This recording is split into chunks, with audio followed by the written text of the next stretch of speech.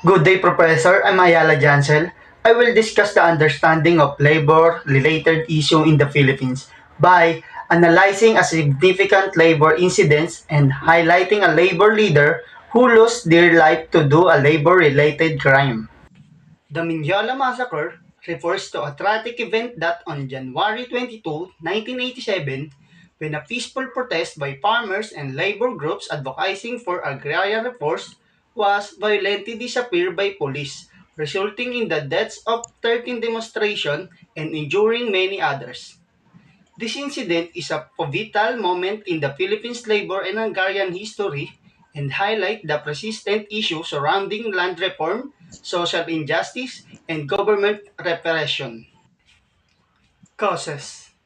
The roots of the Mendiola massacre can be traced to long-standing agrarian issue in the Philippines. First, land reform struggle. Persists in the Philippines, with landless farmers and peasant group demanding land redistribution to address inequities and the lack of government revision.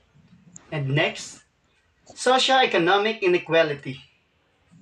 Rural families and face poverty, truth and low productivity, leading to the farmers organizing for rights and land reform, demanding fair compensation for labor and land. And next, political context.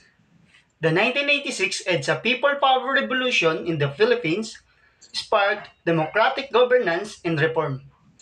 But the slow pace and inefficiency of Aquino's reform fueled protestation among farmers. And last, emergence of a united front. The Mendiola rally united labor unions, peasant organizations, and grassroots movements advocate for the land reform and social justice. Consequence. The Mendiola massacre in the Philippines led to the public outcry, strengthening labor movement and the government response to agrarian reform. The incident united labor unions, farmer organization, and progressive groups for social justice and land reforms. The massacre remains as a symbol of the struggle for the land reforms, workers' rights in the Philippines. On January 22, 1987, a coalition of farmers, urban poor, and labor groups organized a peaceful rally in Mindolia, Manila. Demand immediate action on agrarian reforms. Despite negotiation, tension escalated, and leading to the police violence and the death of people. The incident sparked national outrage and highlight deepest issues concerning agrarian reforms. The Mindiola massacre is a sobering reminder of the continuous hardship that Filipino labor organization and farmers suffer. It emphasized how urgently social justice, human rights protection, and true agrarian reforms are needed.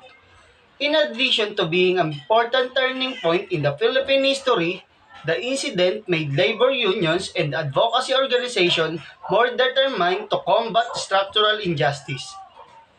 The lessons from this tragedy are still relevant today, including the value nonviolent communication, the necessity response governance, and relentless quest of social justice the nation under prevalence population.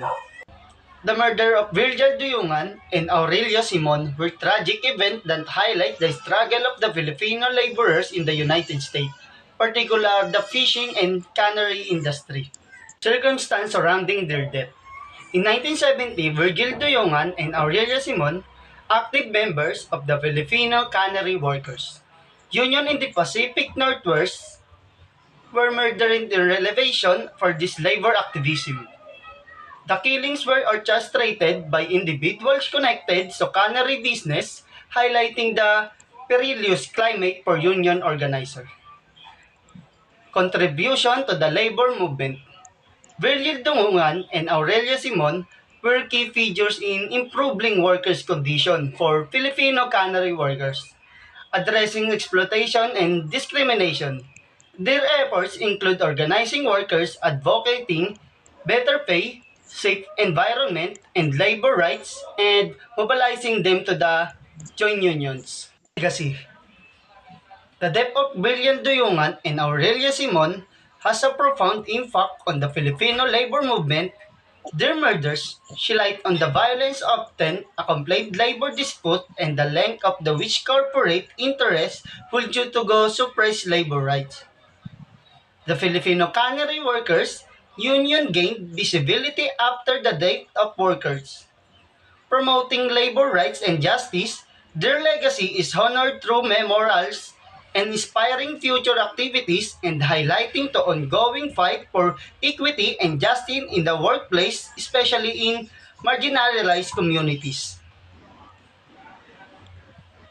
That's all. Thank you.